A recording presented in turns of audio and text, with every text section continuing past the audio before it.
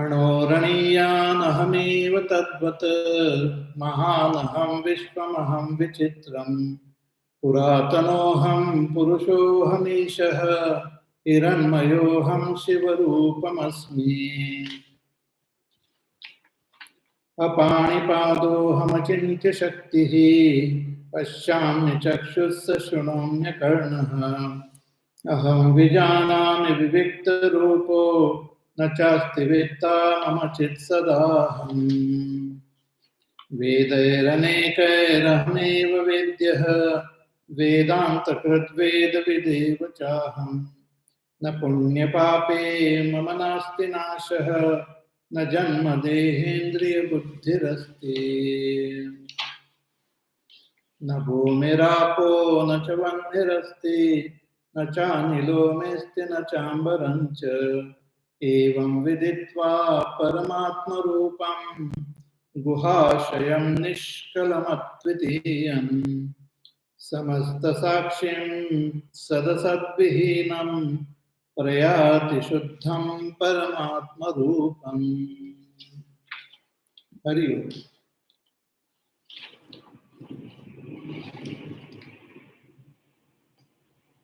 So, through Shravan, Manan and Nididhyasan, we have to realize our own self as Brahma. We have the experience of our own self. We know our own existence. But exactly what is our nature is not clear. Again, we have the experience of the existence of this world. But what is the nature of this world? That is also not clear. And through all other means, like Pratyaksha, Anuman, Upaman, Arthapatti, we cannot understand our own nature, nor can we understand the nature of this world. It is very mysterious. So the only Praman are the Vedas, which are the expressions of that supreme reality itself. So when we approach a teacher and learn the Vedas, the Upanishads from the teacher, then contemplate on them, then we gain this conviction that I am Brahma. I means the one who is different from this body, different from the mind, different from the intellect, even different from the ahankar, who is the witness of Jagrat, Swapna, Sushupti, who remains as though along with the upadhis in Jagrat and Swapna, but remains free from all upadhis, means free from all conditionings in deep sleep. That I, who is present at all times, in all space, that I am Brahma. And this world which we see, this vast world, the essence of this world is also Brahma. So this we have to hear from our teacher and gain that firm conviction and that I am Brahma. And once this conviction happens, then we have to constantly meditate to gain abidance in this conviction. That is called Jnana Nishtha. And for that we have to consistently practice for a long, long time with faith, with determination, then we gain that abidance in our own self. Then all false notions drops off, avidya gets eliminated, and we gain abidance in our own self as Brahman. So those meditation verses are revealed here, like Mayyeva Sakalam Jatam, Mai Sarvam Pratishtitam, Mai Sarvam Layam Yati, Tat Brahma Advayam Asmi Aham. So in the seat of meditation, we have to affirm that everything is this entire cosmos, this entire universe is born in me, is sustained in me, and it dissolves in me. And I am that Brahma, non-dual Brahma, Tad Brahma, Advayam Asmi Aham.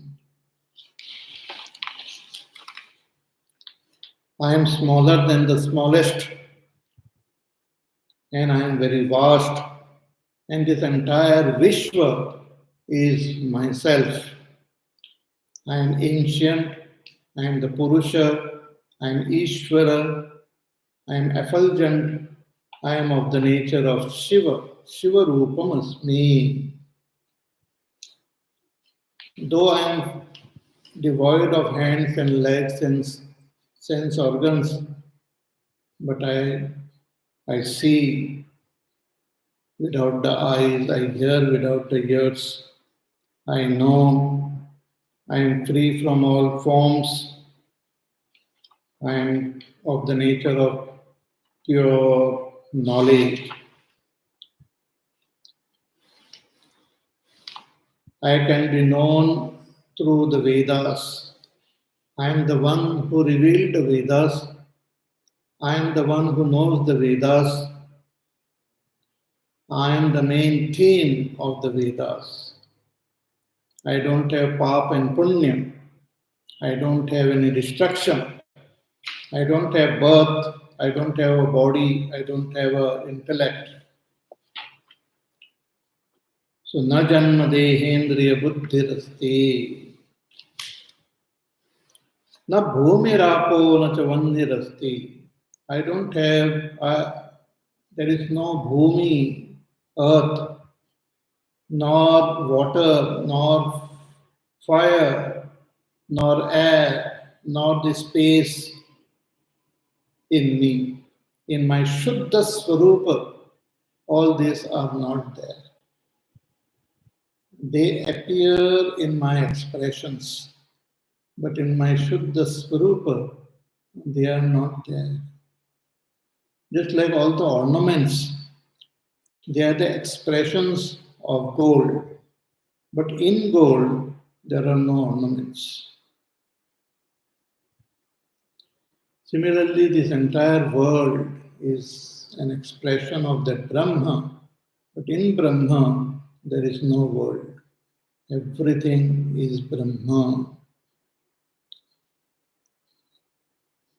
So, samasta sakshim evam viditva paramatma rupam guhashayam nishkalamadvitiyam samasta sakshim sadasadvihinam prayati shuddham paramatma rupam. And having realized this Brahma, we attain that Brahma. To know Brahma is to attain Brahma. So, Guhashayam Nishkalam, in the very cave of our own intellect, we realize this Brahma. So, thus the teacher concluded the teachings of this beautiful Brahma Vidya to the student Ashvalayana. So, this is the path, Shravan Manan Nididhyasa.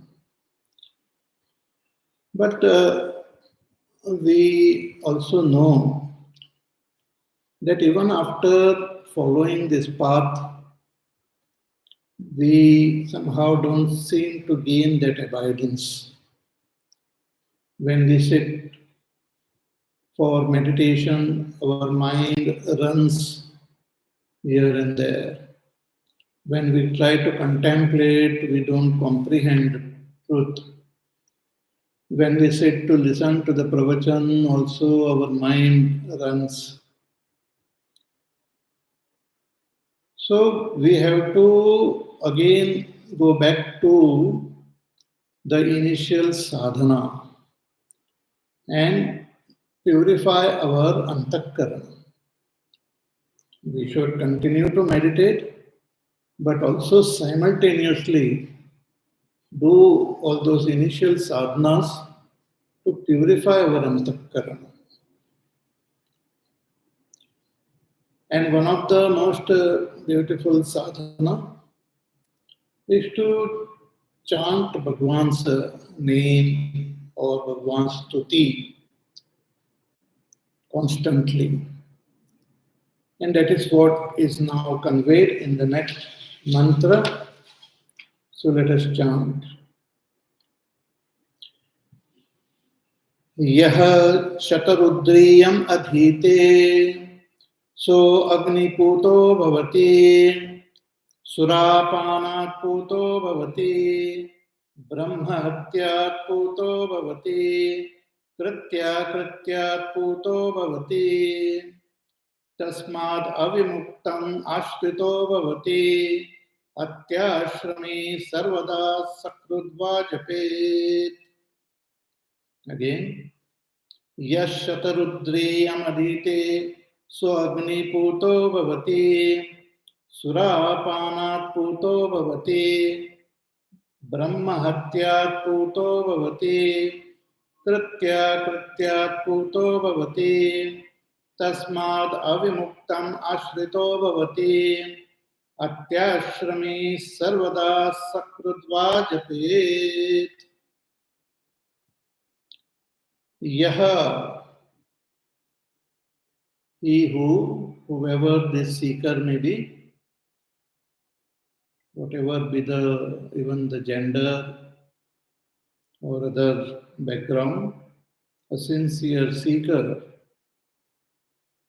such a seeker who Shatarudriyam adhite, who studies this Shatarudriyam, this Kaivalya Upanishad, the Rishi names this as Shatarudriyam. See, you must be knowing that Shiva Bhaktas, they constantly chant Shatarudriyam while doing Abhishek of Bhagwan's Shivalinga. Shatarudriyam is considered very, very auspicious, very holy. Shatarudriyam means that Namakam and Chamakam. So the Shiva Bhaktas, they chant this Shatarudriyam with full faith, full dedication. In this Shatarudriyam, the stuti of Bhagwan Shiva is done.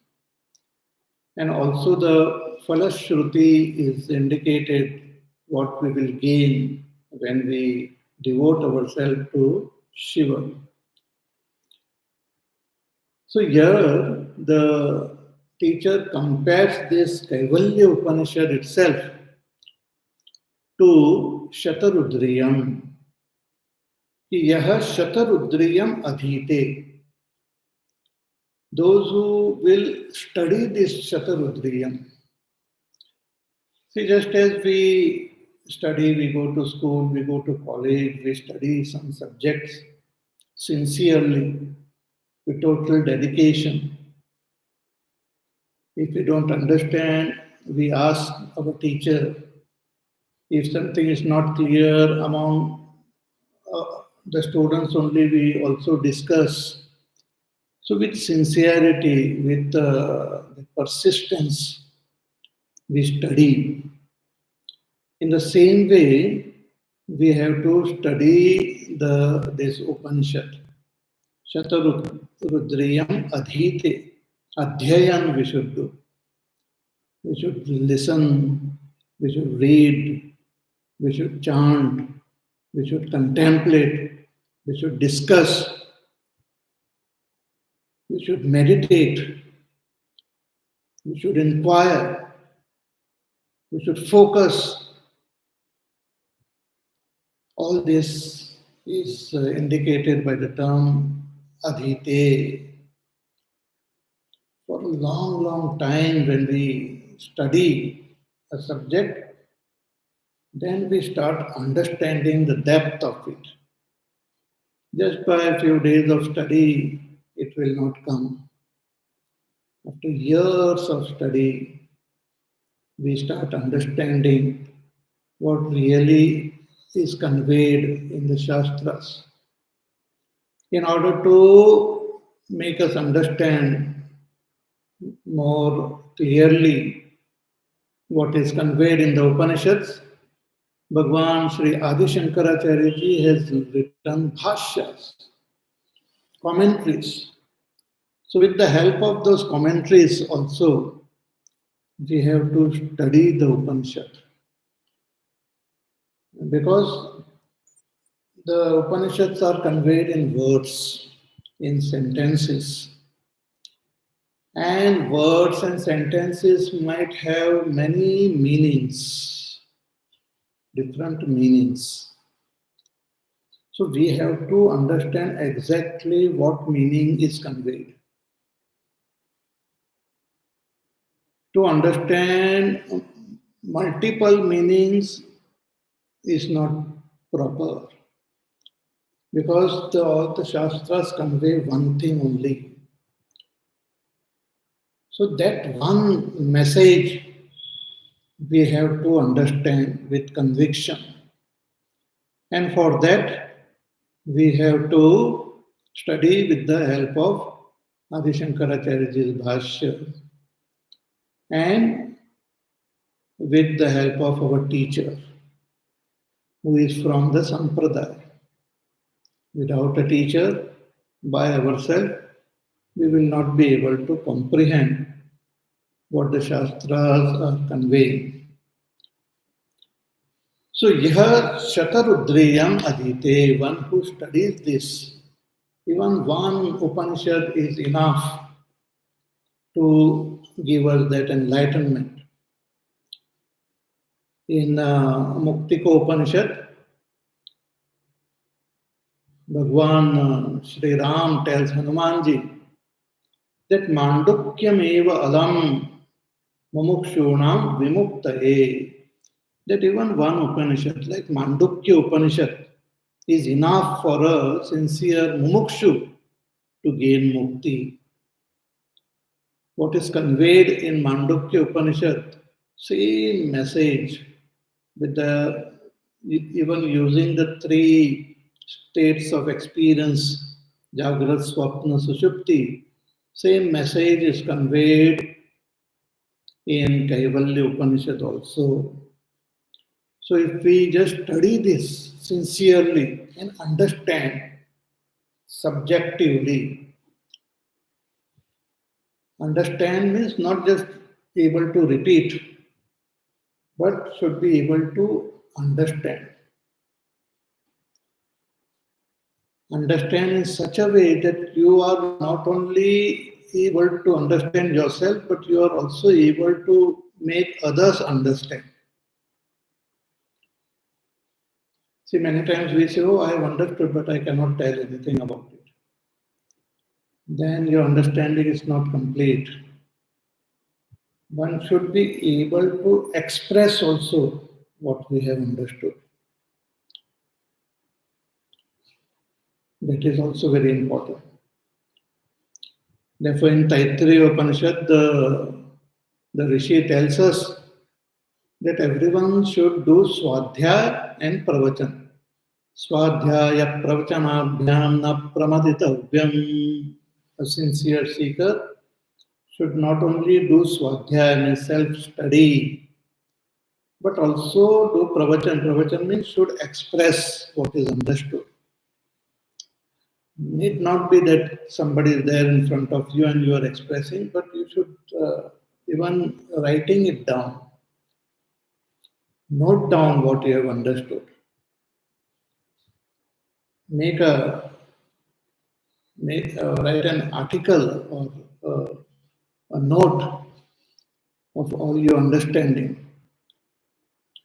So that is the adhyayan. So yaha shatarudriyam adhite, one who studies this shatarudriyam, this Kaivalya Upanishad, and as we study, the first thing which will happen is our antakarana will become pure. Antakarana will start getting more and more purified. See, just as when we go to the Himalayas, as we climb the mountains and all, the temperature also falls down, the air pressure also reduces. As we move ahead, all these things we start experiencing before we reach the top of the mountain. Similarly, before we attain that enlightenment, our antakaran, just by following the path shown by our shastras, our antakarana will become pure. See, we are carrying our antakarana from our past lives. Our bodies, physical bodies keep on changing. We have changed this physical body countless times. We don't even remember. Countless times we have changed our physical body. Even in this life, our bodies keep on changing. If we happen to meet our friend after many, many years, we won't be able to recognize that person. Sometimes some little children and all, they get lost. The parents start searching, looking for them. The police department also looks for that child, but they don't find. And after after a few years, 4, 5 years, 10 years, even if they happen to see that child, they will not be able to recognize because he has changed. Even the parents, if they see their own son, they will not be able to recognize him. Our bodies change, but the antakarana remains same. Antakarana also changes, but antakarana remains with us throughout our journey. We have been carrying this antakarana from past many, many lifetimes. All our samskars, all the vasanas are there in the antakarana. We carry them from one lifetime to another lifetime. So when we are born with some karmas which we have to fulfill in this life, which is called our prarabdha karma. And those prarabdha karmas they have our past pap and punya also. Also in this lifetime, we might have committed so many, we have committed mistakes. We might have committed some crime. We might have done some pap also. See, there are certain things which are considered as crime in the eyes of the law, but may not be papa. And there are certain things which are considered pap, in our shastras, but may not be a crime in the eyes of the law, because the laws of a country, laws of a nation may not be in tune with the dharma. Yeah, they may not be in tune with dharma. They are just based on some other criteria, like drinking, alcohol, intoxicant is considered a papa. Suram na pivet, it is said. One should not drink any intoxicant. But in the world, it is not considered a crime. Of course, if underage person drinks, then it becomes a crime. If after a certain age you start drinking, then that is not a crime, but it is papa. So papa is something different. And papa disturbs our antakarana, it disturbs, it creates agitations, it gives rise to sorrow, pain, and we cannot escape. We cannot escape them. See, there are certain crimes which a person does in this world, and he or she might escape that crime also. May not get detected, may not get caught, or even if he gets caught, he can wriggle out of it. But if a person has committed some papa, then there is no escape. Then we get the result. Unless we do some prayashchit karma and atone ourselves of that papa, purify our antakarana, ask for forgiveness from Bhagwan, then our antakarana becomes purified, becomes free of that papa. Bhagwan is most compassionate. If we sincerely pray and ask for forgiveness, then Bhagwan forgives. Even the greatest of sin is forgiven by Bhagwan. In Gita, Bhagwan says, you just surrender to me and I will forgive you all your sins. Sarvadharman parityajya mamekam sharanam vraja ahantva sarva papebhyo mokshayishyami ma shuchaha. That is Bhagwan's compassion, Bhagwan's greatness. So here in this Upanishad, the Rishi tells us that if we even study this Kaivalya Upanishad, see, many people don't understand the value of the study of the Upanishads.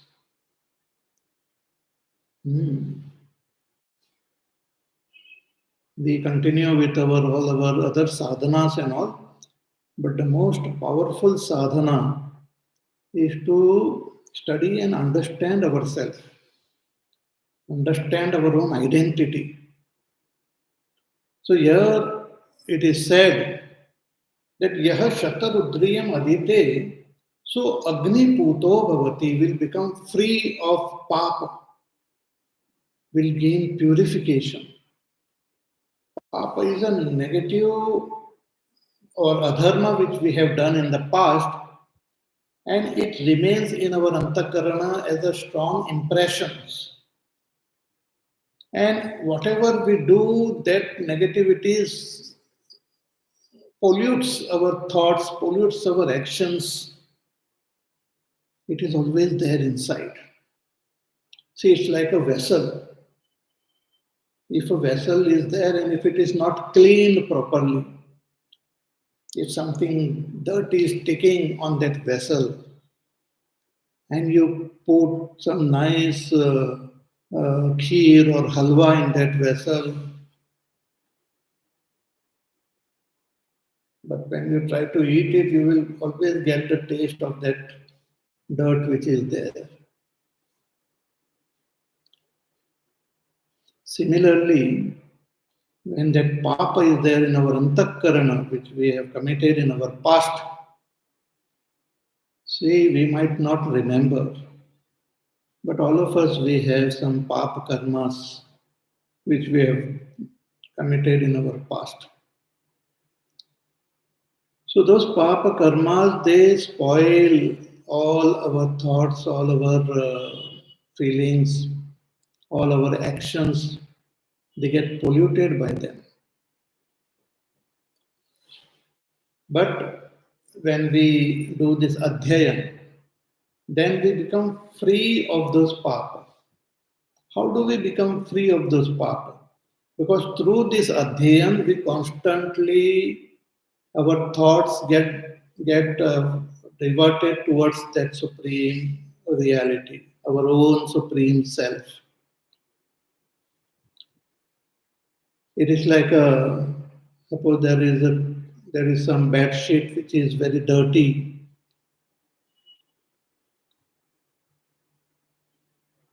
When you expose that bed sheet to the sunlight, to air,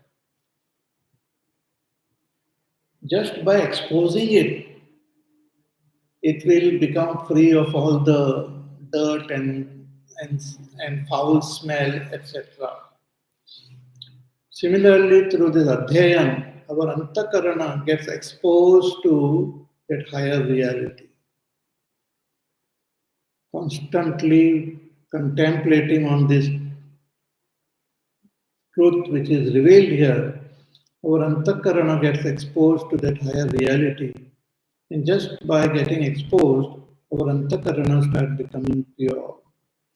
It starts getting free from all this papa. So he says, ki, so Agni Puto Bhavati, one who chants this Kaivalya Upanishad, one who studies this Kaivalya Upanishad, becomes free from the sins of fire. Lot of sins are mentioned here. Agni Puto, Surapanat Puto, Brahmatyar Puto, Kritya Puto. So Agni Puto, one becomes free from the sins of fire. See, we use fire. Fire is also a devata. Water is a devata, fire is devata, air is devata. Just as we have this body, the devatas have the five elements as their body. Combination, permutations of these five elements themselves are the bodies of all the jivas of this world. Except Hiranyagarbha. Hiranyagarbha has tanmatras as his body. Vishwanara has got the five elements as his body.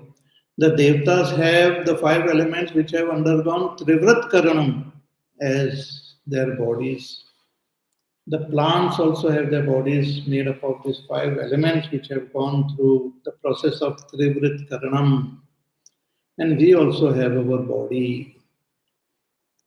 So this fire which we see, the air which we experience, the space which we experience, the water which we experience, they are devatas. They are devatas. They are living beings. Science has not yet advanced to understand this.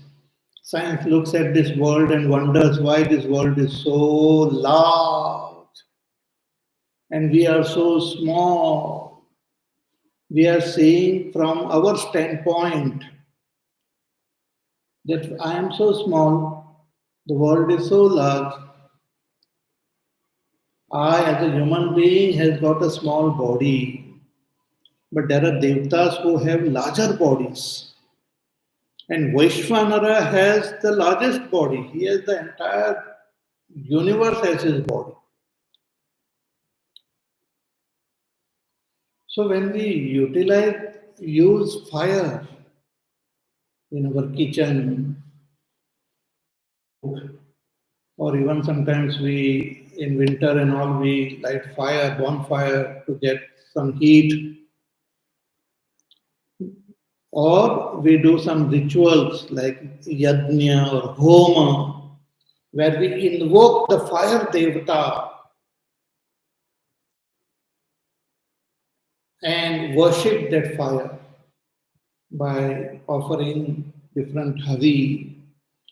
We offer ghee, we offer some herbs, and do namaskar and pray. So fire is the devata.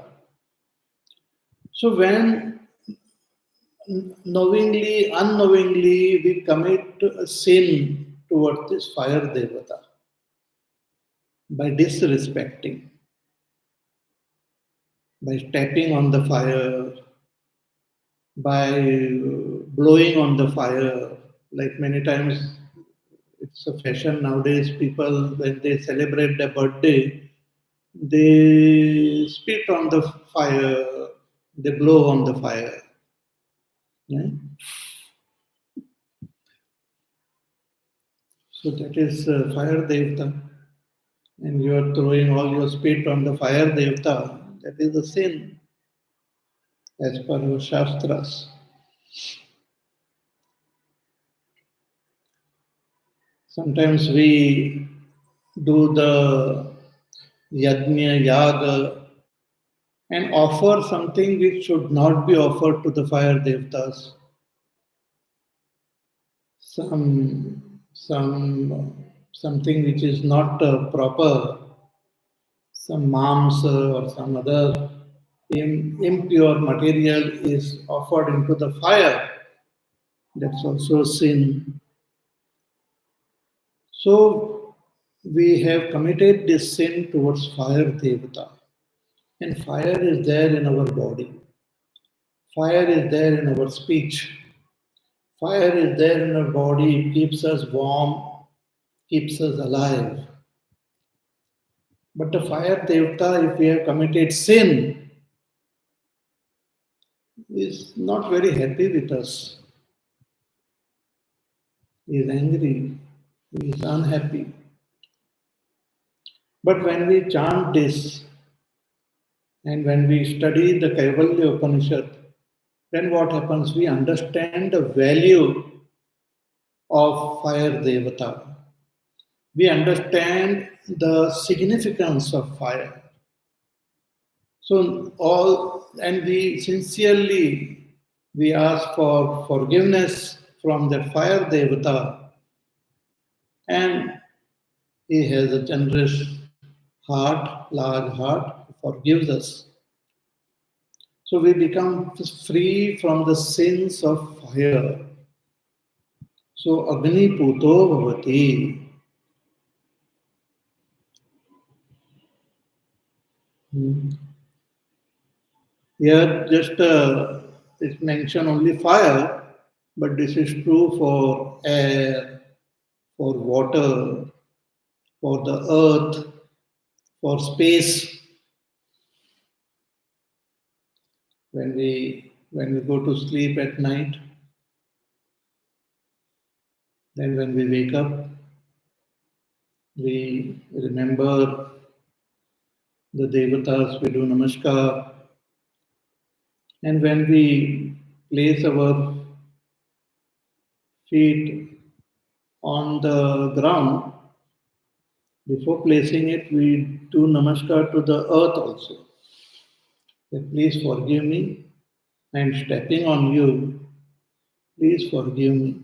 So ask for forgiveness from earth, because earth is also devata. Even when we use water, water is also devata. Recently we had this Mahakumbh, Ganga, Yamuna, Saraswati meets at Triveni Sangam, and we take a dip in that Sangam. So devata. So even before stepping into the water, we ask for forgiveness, we take permission and then we step. We should not, we should, we should worship water. We should worship the river, the ocean, the lakes, the ponds, the streams. We should not throw dirty things in the waters. We should not throw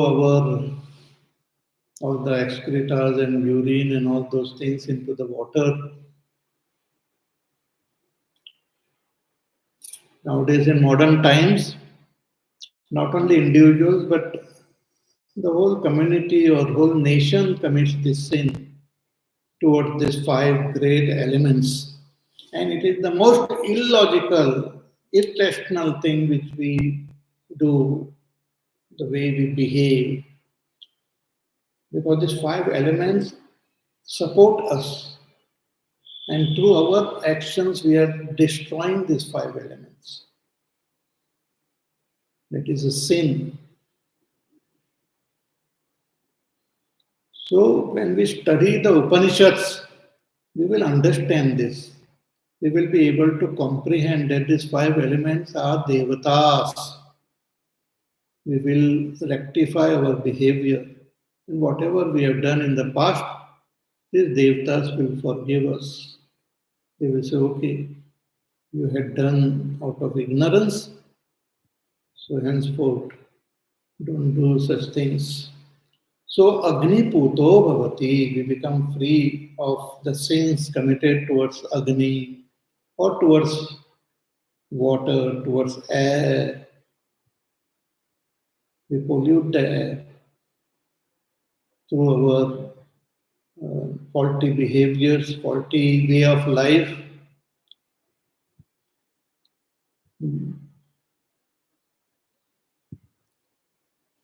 Then Surapanat Puto Bhavati. When we study the Upanishads, we gain the blessings of Ishvara, Paramatma, and whatever other sins which we have committed, like Surapan. Surapan means drinking alcohol, intoxicant, drugs, taking those things which intoxicates us, which dilutes us. All those pan masalas and all those things, all of them are included in this surapan. Because human beings are given this special faculty of thinking, our buddhi.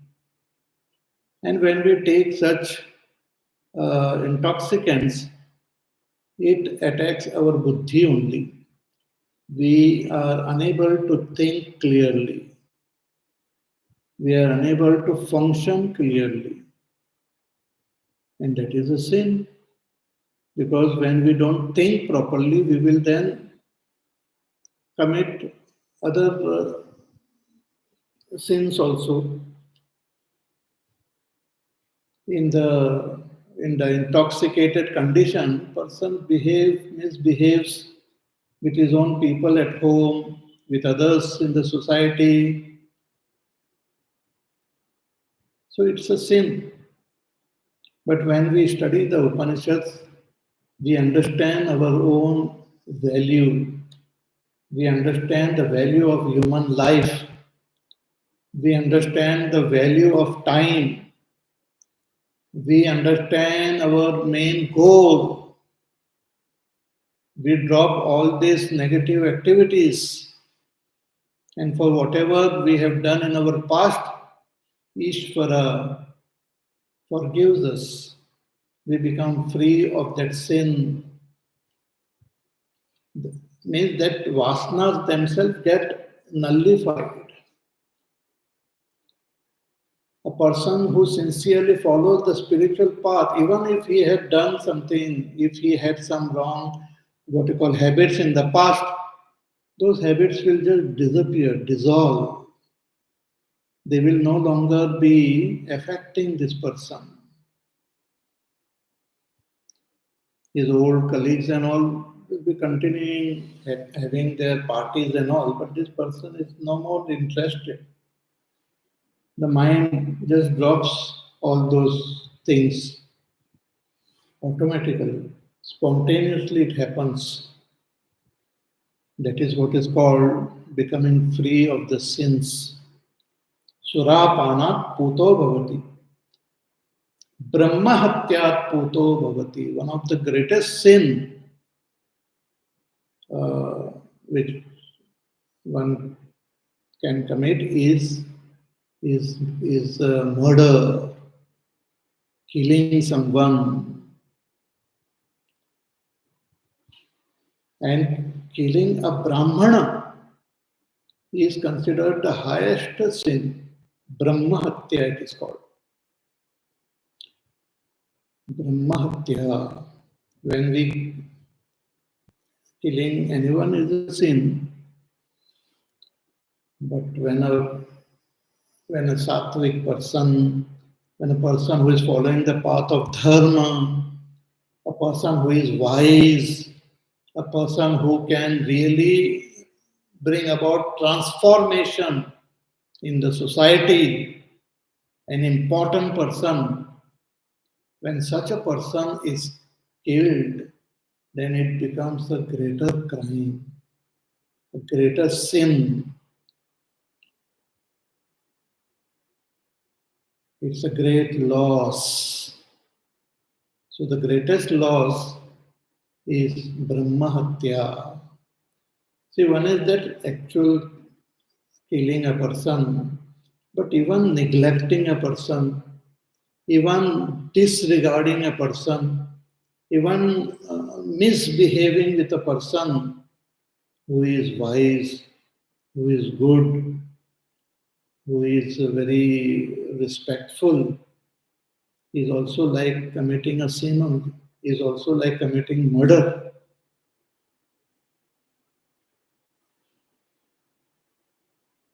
In Ramayana, there is a story.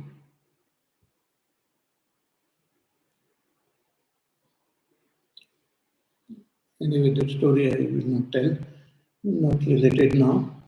But even if one insults our own elders or our own parents or disregards them, it is like committing murder only. And actually, to kill someone is the greatest sin. We might not have committed in this lifetime, but in our past life, knowingly, unknowingly, we might have committed such crime, such sins. And in this lifetime also, we might have dishonored our own parents. We might have insulted a wise person.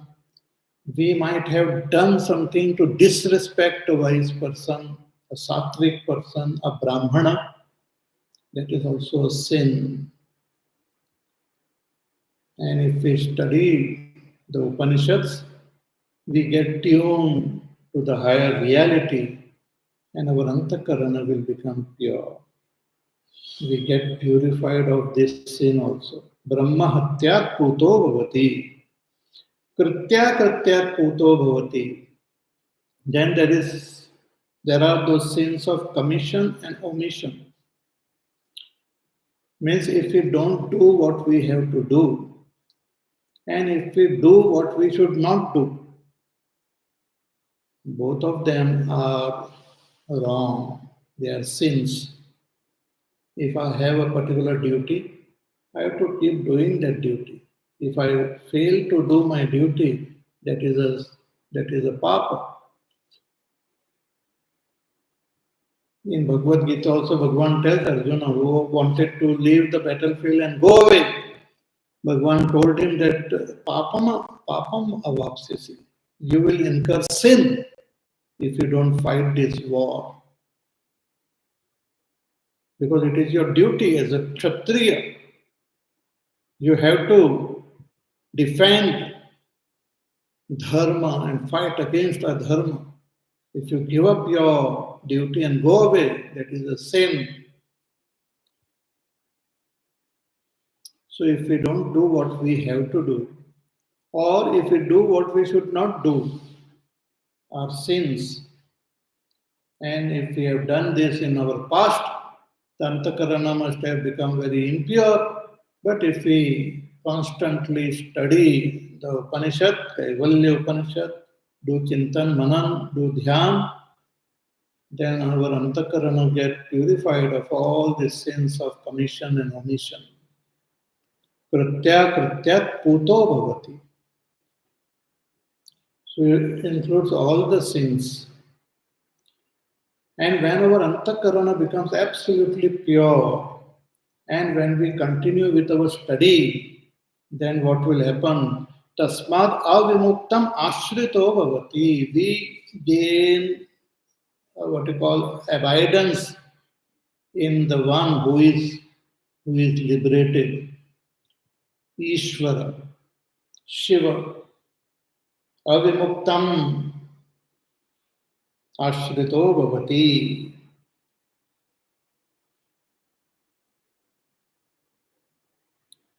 One who doesn't leave us, one who doesn't disown us, that Ishvara, that most compassionate, most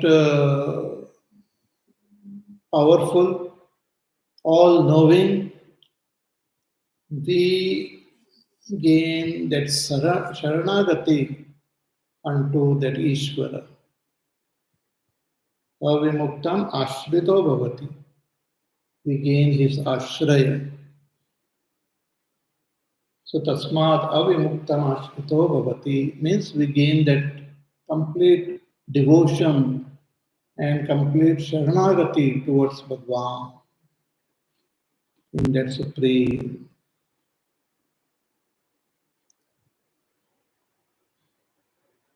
Therefore, we should study this Upanishad, and the best way is to chant it constantly and contemplate. So Atyashrami means the sannyasis, those who have renounced, those who have taken sannyas, such sannyasis or other seekers, they should constantly do japa of this Upanishad. Sarvada sakrudva japet. Constantly chant, by heart it, so that whenever even if we are sitting somewhere and all, we can just bring that shloka, this mantra, and contemplate on them.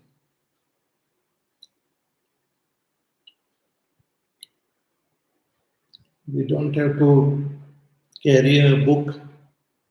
We don't have to check our mobile. We can just bring the mantras in our mind and contemplate. So constant japa of this Upanishad should be done. Atyashrami sarvada sakrudva japet. And when we do this japa, then not only we gain purification, our antakarana becomes pure, but we will gain that knowledge also. And that is said in the last mantra. We will do this last mantra on Wednesday, and we will also summarize the entire Upanishad. All that we have seen in this, today is the 16th pravachan. So all that we have seen in these 16 days, we will summarize on Wednesday and also see the last mantra and conclude. Okay. So till then you take care. Be happy, safe, peaceful, healthy, do your work, do your sadhana. Subscribe for my channel on YouTube. Share it with your friends, relatives. Let more and more people see Even if you are listening or listening to me on Facebook, you should also visit my YouTube channel and subscribe. Okay. More about this we will see in our next class on Wednesday. Hari Om. Shri Ram Jaya Ram Jaya Jaya Ram. Shri Ram Jaya Ram Jaya Jaya Ram. Shri Ram Jaya Ram Jaya Jaya Ram. Shri Ram Jaya Ram Jaya Jaya Ram. Shri Ram Jaya Ram Jaya Jaya Ram. Shri Ram Jaya Ram Jaya Jaya Ram. Shri Ram Jaya Ram Jaya Jaya Ram. Shri Ram Jaya Ram Jaya Jaya Ram. Shri Ram Jaya Ram Jaya Jaya Ram. Shri Ram Jaya Ram Jaya Jaya Ram. Shri Ram Jaya Ram Jaya Jaya Ram. Shri Ram Jaya Ram Jaya Jaya Ram. Shri Ram Jaya Ram Jaya Jaya Ram. Shri Ram Jaya Ram Jaya Jaya Ram. Shri Ram Jaya Ram Jaya Jaya Ram. Shri Ram Jaya Ram Jaya Jaya Ram. Jaya Jaya Ram. Jaya Jaya Ram. Bole Syav Ramchandra Bhagwan ki Jai.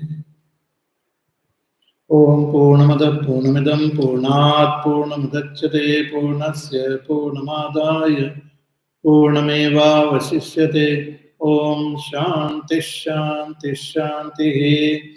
Hari Om Shri Gurubhyo Namaha. Hari Om.